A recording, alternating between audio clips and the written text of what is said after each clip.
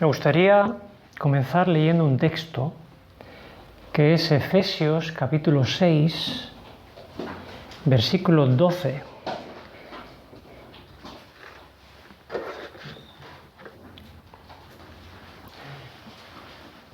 Que dice así, Efesios 6, 12. Porque no tenemos lucha contra sangre y carne, sino contra principados, contra potestades, contra los gobernadores de las tinieblas de este siglo, contra huestes espirituales de maldad en las regiones celestes. Hace 2 meses atrás, una mujer me escribió por correo electrónico y me dijo que estaba interesada en verme porque tenía un problema de salud. Estuvimos cruzando varios correos y no llegamos a concretar un día. Quedamos, algún día nos veremos y podremos estar, y si acaso yo pues intentaré ayudarte. Unos días más tarde fui a trabajar y aquella mujer que me había escrito desde Alicante estaba esperándome en el trabajo. Había cogido el coche, había hecho 2 horas de camino en su coche sin avisarme y se presentó. Y cuando me dijo, he venido desde Alicante para verte, entonces yo me quedé un poco sorprendido porque no habíamos quedado. No pasa nada, nos vimos, entró al despacho y me empezó a contar, empezó a hablar y hablar y hablar y hablar. Y en un momento dado yo la veía una persona un tanto diferente, en ese momento no sabía qué era lo que era diferente esta mujer, así que le pregunté, ¿a qué te dedicas tú? Y me dijo, yo soy vidente. Y entonces me quedé un poco parado y dije, Dios mío, ¿cómo es posible que me ocurra esto? Me dio unas ganas de levantarme y decir, bueno, no quiero saber nada, pero en esas fracciones, en un momento dado, yo le dije, Dios mío, protégeme de esta situación. Y en ese mismo momento, la mujer me dice, siento tu energía. Entonces yo le dije inmediatamente, lo único que sientes es la presencia de Jesucristo en este lugar. Porque yo quería protegerme de esa influencia. Así que lo que ocurrió en ese rato que estuvimos no fue más que un intento por mi parte de hacerle ver que estaba en las tinieblas esta mujer, que se había colocado de parte Satanás y que tenía que salir de las tinieblas a la luz. La mujer, sorprendentemente, después de llevar muchos años en la actividad, me dijo que ella deseaba salir de las tinieblas. Me dijo que sabía que tenía que salir, que necesitaba luz, pero que no sabía cómo salir. Y yo le dije, bueno, yo no sé si te veré otra vez, pero tú has venido hasta aquí, esto no lo hemos preparado, pero yo por lo menos te voy a dar algo de luz para que tú puedas seguir un camino, porque tú estás del lado de Satanás. Y si quieres estar del lado de Jesús, tú tienes que salir y abandonar todo lo que has estado haciendo. Estuvimos hablando un buen rato. Apenas hablamos nada de su problema de salud y nos centramos más en este asunto. Estuvimos hablando y ella, cada vez que yo le mencionaba algo, ella deseaba que yo le dijera algo más, que le orientara, que le dijera. Y dije, mira, no tenemos tiempo porque podríamos estar 5 horas hablando aquí. Pero yo te voy a dejar un libro. Te voy a dejar un libro que para mí es uno de los libros más esclarecedores de toda la actividad en la que tú estás involucrada en este momento. Me contó que hacía viajes astrales, me contó que hacía tarot, numerología, control mental, toda una serie de actividades. Y dije, todo eso proviene de Satanás. Yo te voy a dejar un libro que he traído esta mañana, porque os lo voy a dejar aquí también. Se titula Él vino a dar libertad a los cautivos. Este libro es extraordinario y cada uno de los que estamos aquí tendríamos que leerlo. Y yo se lo regalé cuando se fue. Ella se fue Y nada más llegar a casa comenzó a leerlo. Y unos días más tarde me escribió un correo diciendo, he leído el libro, estoy impresionada. Estamos hablando de una mujer que ha estado en actividad espiritista durante muchos años y me dice, me ha impresionado tanto el libro que he comenzado a sacar todo lo que había en mi casa, ídolos, piedras, libros, material, todo empezó a sacar. Y bueno, yo la verdad que me alegré y pensé, bueno, por lo menos esa mujer se fue con luz y empezará de alguna forma a descubrir, a aclararse, ¿no? Y curiosamente, esta semana pasada volvió a venir. Esta vez sí habíamos quedado. Y yo sabía que venía. Y yo no sabía con qué me iba a encontrar. Y ese día ayuné y dije, Dios mío, yo no sé qué va a ser, pero bueno. Ella vino vestida toda de blanco. Absolutamente. Y yo, en el momento que yo la vi, enseguida me recordó a la santería en Cuba. En Cuba hay un rito que se llama santería, que es una mezcla de vudú con catolicismo. Y las mujeres santeras van completamente vestidas de blanco para los rituales y para sus... Entonces, cuando yo la vi de blanco, le pregunté, te veo muy de blanco, muy veraniega. Me dice, y ella me dice, he venido a un ritual de purificación. Entonces, claro, yo me quedé impresionado, porque ella venía con la idea de que yo la iba de alguna forma a hacer un ritual para quitarle sus espíritus. Bueno, la verdad que sinceramente yo estaba un poquito fuera de juego porque no me esperaba, obviamente no me esperaba eso. Salí del despacho, me encontré con mi compañero de trabajo, con Rodrigo, y le dije, mira Rodrigo, ora por mí, por esta mujer, porque ha venido un rito de purificación y yo no sé qué tengo que hacer. Entonces entré y de alguna forma pensé, le expliqué, mira, yo obviamente yo no estoy en este momento preparado, ni creo que sea la forma adecuada de hacerlo, porque para hacer frente a una situación así se requiere una preparación, un ambiente, y no una sola persona haciendo frente a una situación así. Y dije, pero tú y yo vamos a hacer una cosa si quieres. Vamos a examinar tu vida espiritista, todas las actividades en las que has estado involucrada, para que cuando tengamos eso identificado, sepamos qué tienes que hacer o a qué tienes que renunciar para que todas esas puertas que has abierto se puedan cerrar y Dios te pueda bendecir. Adelante.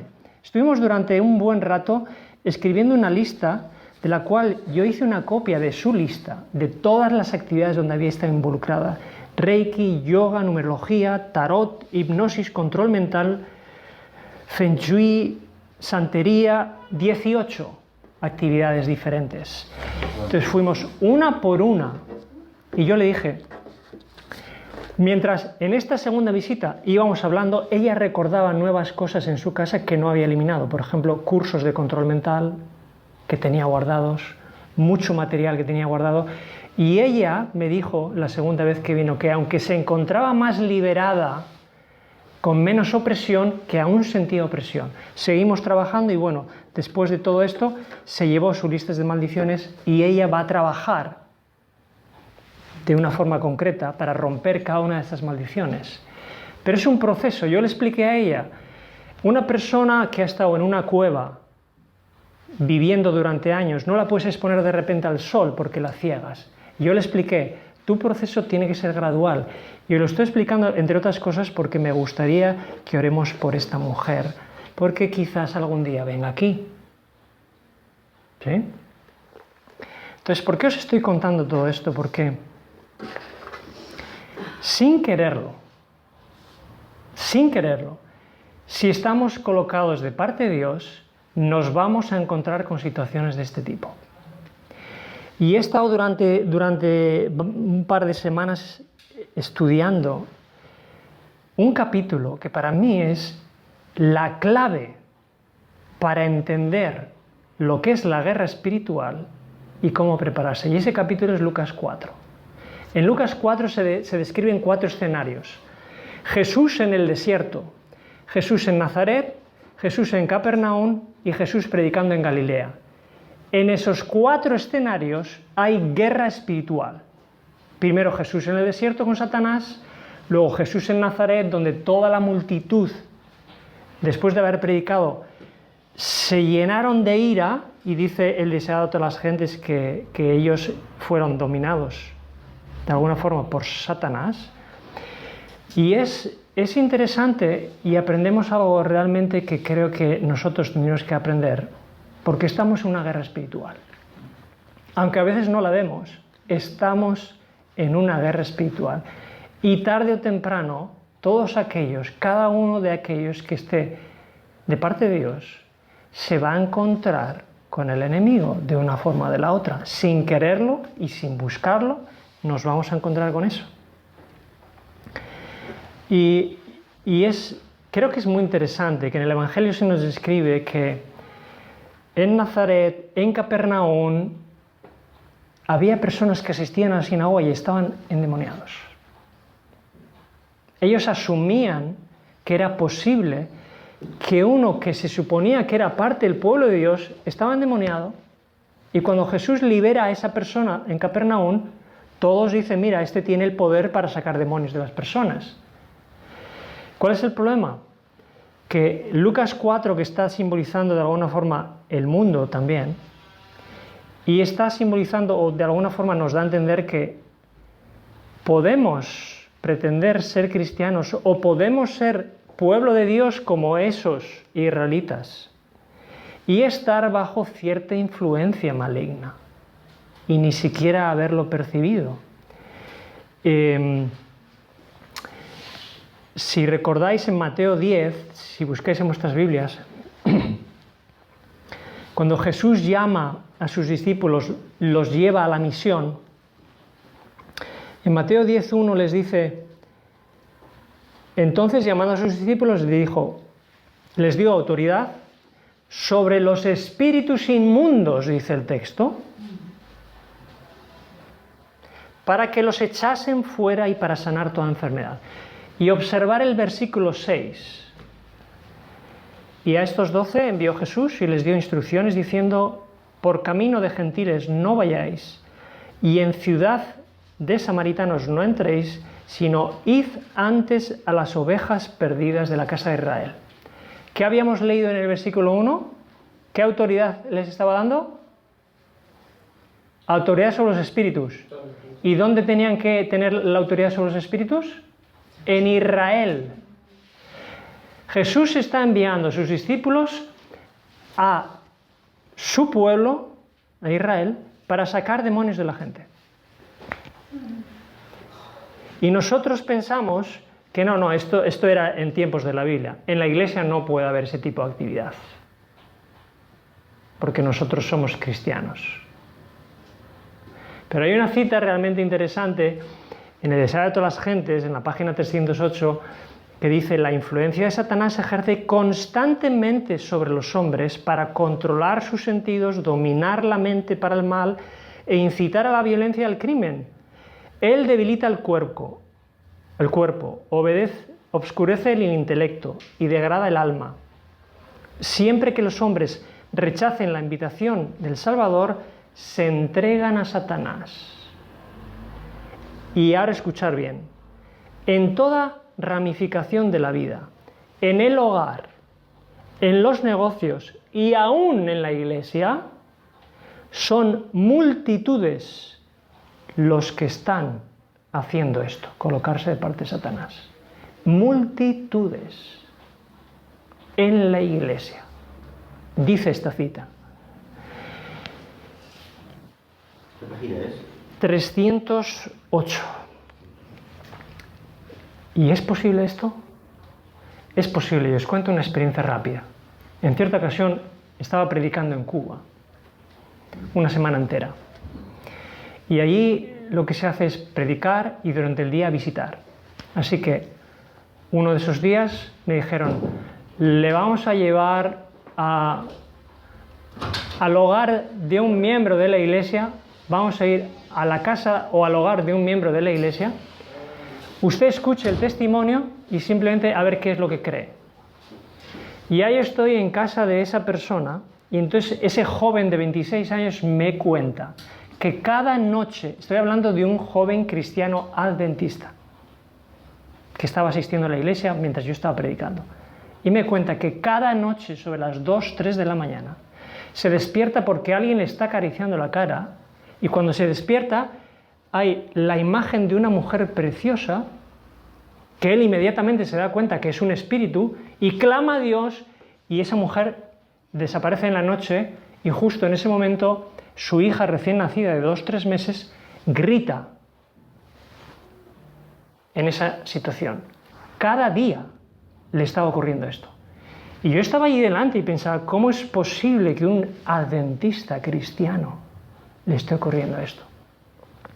Pensé, solo hay una posibilidad. En este hogar se ha abierto una puerta para que eso sea posible, porque Satanás solamente se manifiesta donde se ha abierto una puerta. Y mientras él estaba contando, estábamos un grupo de 4 o 5 personas, él, la mujer y la niñita recién nacida. Yo estaba escuchando una música de fondo que él tenía. Entonces dije, ¿qué es esa música? No, es rock cristiano, reggae cristiano, reggaetón, no sé qué, no sé lo cual. Entonces dije, mira, esto funciona de esta forma. Satanás solo se manifiesta en un lugar donde tiene derecho legal para manifestarte. Todo lo que tú tengas en este hogar que le pertenezca a él, hace que él se manifieste en este hogar. Y esa música que tienes no es cristiana. Tienes que cogerla toda y tirarla. Y si tienes cualquier objeto, cualquier cosa que tú sabes que puede pertenecer a Satanás, imagen, cualquiera, tienes que sacarla. Cuando lo hayas hecho, avísame y vuelvo. Y volví. 2 días más tarde volvimos al mismo lugar. Había sacado todo y entonces lo que hicimos fue dedicar ese hogar para Dios, pedirle perdón a Dios por lo que había ocurrido allí, pedirle perdón él mismo también por lo que había ocurrido, porque él había abierto la puerta. Así que oramos, nos arrodillamos. Yo estaba, la verdad, muy intrigado porque no sabía qué podía ocurrir, pero oramos, clamamos a Dios pidiéndole que Él se manifestara, que manifestara su poder sobre el enemigo y que pudiera proteger a esa familia allí. Nunca más apareció esa mujer a las 2 de la mañana, ese espíritu. Por eso los que a veces hemos creído, no, es que en mi iglesia no puede ocurrir lo que ocurría antiguamente en el Evangelio. Sí, en mi iglesia puede ocurrir igual que ocurrió en Cuba. Y alguno puede pensar, no, pero es que eso es en Cuba, donde hay mucha magia y santería y todo. No, es que en España también ocurre. En España ha habido gente. Mire, hay una manifestación que es muy común en aquellas personas que de alguna forma están bajo la influencia de Satanás. ¿Sabéis cuál es? Pensamientos constantes de suicidio. Esos pensamientos los coloca Satanás en la mente de las personas. Y si leyéramos la Biblia, tenemos el caso de Saúl, que se rebela contra Dios, termina suicidándose, y tenemos a Judas. Los dos se suicidaron porque Satanás los llevó al suicidio. Cuando una persona, aún cristiana, tiene constantes pensamientos de suicidio, está bajo la influencia de Satanás. Y hace unos años atrás un joven me llamó aquí también en España. Joven cristiano. Alguien le habló y le dijo, habla con Juan a ver qué piensa. Constantes pensamientos de suicidio. Joven, 27, 28 años, con una familia. Y dice, esto no es normal. Mira, esto no es normal. Esto ocurre por esto. Tú tienes que identificar qué está provocando que Satanás pueda estar influyendo sobre ti. Dime, ¿qué música escuchas tú? Ahí le pillé yo. Yo no había hablado nunca en mi vida con este joven. En el momento que yo le hice esa pregunta, él me confesó que la música que estaba escuchando no provenía de Dios. Bueno, él hizo una limpieza en su hogar, pidió perdón a Dios y nunca más volvió a llamarme al cabo de una semana o 2 o 3. Dijo, Juan, se me han ido por completo los pensamientos de suicidio. Fijaros cómo Satanás a veces se introduce en nuestras vidas cuando le damos acceso. Y lo que nosotros debiéramos hacer hoy es hay algo en mi vida, porque nosotros los cristianos pensamos que Satanás está en el mundo, haciendo su labor. Pero lo que tenemos que pensar es, ¿hay algo yo como cristiano, hay algo en nuestras vidas como cristianos que tenemos o que hacemos que esté abriendo una puerta a Satanás? Y ahora puede ser que me preguntéis, ¿y qué cosas abren una puerta a Satanás? Cualquier pecado practicado de forma permanente abre una puerta a Satanás. Y os voy a decir más. Además de los objetos que están de alguna forma consagrados a Satanás, y hablamos de libros, hablamos de música, hablamos de imágenes, hablamos de piedras, hablamos de símbolos, pero al margen de eso, que todo eso es bien sabido para los cristianos, hay ciertas cosas que abren una puerta al enemigo para que él tenga influencia sobre nuestras vidas. Y yo solo os voy a dar una lista breve para haceros pensar, no para que ahora mismo quizás reconozcáis, ¿no?, esto, pero pensar una cosa. El orgullo es una actitud no humana, sino satánica, porque el primer orgulloso se rebeló en el cielo y fue el orgullo y el egoísmo lo que hizo que Satanás cayera. Y toda persona que está dominada constantemente por un espíritu de orgullo tiene un problema espiritual y Satanás tiene que ver con ese problema. El odio. Existen cristianos que odian, o por lo menos dicen que son cristianos. Y todo cristiano que dice ser cristiano y que odia está bajo la influencia de Satanás. Así de claro os lo digo. Resentimiento, ira, doble ánimo, doble vida, una mente dividida, deseos de poder. ¿Quién fue el primero que tuvo deseos de poder? Apetito descontrolado. Hay mucha gente que habla del demonio del apetito y el demonio del alcohol. Y esto es algo que es real, hermanos. Y nunca podremos nosotros hacer frente a Satanás si estamos dominados por Satanás. ¿Y sabéis lo que más me ha impresionado de Lucas 4? Que todo el capítulo habla de la batalla espiritual. Lo que más me ha impresionado es el primer versículo de Lucas 4. Grabaros en vuestra mente el primer versículo ese. Jesús, lleno del poder del Espíritu. ¿Dice eso, Fran? El Espíritu Santo. Vale. Jesús, lleno del poder del Espíritu Santo. Es como fue al desierto, como obtuvo la victoria en el desierto sobre el pecado, y una vez que él obtuvo la victoria sobre el pecado, entonces fue a Nazaret, obtuvo la victoria, fue a Capernaum, obtuvo la victoria, y fue a Galilea y obtuvo la victoria. Esa es la idea. Ser nosotros llenos del Espíritu Santo para poder hacer frente a la guerra que tenemos. Y tenemos una triple guerra. Tenemos la guerra contra nosotros mismos y tenemos la guerra contra Satanás también. Pero desgraciadamente tenemos que enfrentar situaciones en las que Satanás va a utilizar personas, vecinos, supuestos amigos. Él va a utilizar otras personas para hacernos frente, igual que Jesús tuvo que soportarlo en Nazaret. Por eso tenemos que estar preparados. ¿Cuál es la misión? La misión que se nos da hoy también a nosotros es la misma que se le dio a Pablo. Y vamos a leer el último texto que está en Hechos 26. Normalmente siempre nos acordamos de la historia de Pablo cuando se encuentra con Jesús, cuando cae al suelo y cuando después queda ciego y se acabó. Pero ¿qué le dijo? ¿Qué le dijo Jesús a Pablo que tenía que hacer? ¿Cuál era la misión que tenía? Aparece en Hechos 26, versículo 18, dice: para que abras sus ojos, para que se conviertan de las tinieblas a la luz y de la potestad de Satanás a Dios. O sea que Jesús estaba enviando a Pablo, a la gente, a sacarlos de las tinieblas para llevarlos a la luz. Eso es lo que provocó tanta persecución sobre el apóstol Pablo. estar en batalla continua con Satanás para rescatar a las personas que estaban en las tinieblas para llevarlos a la luz.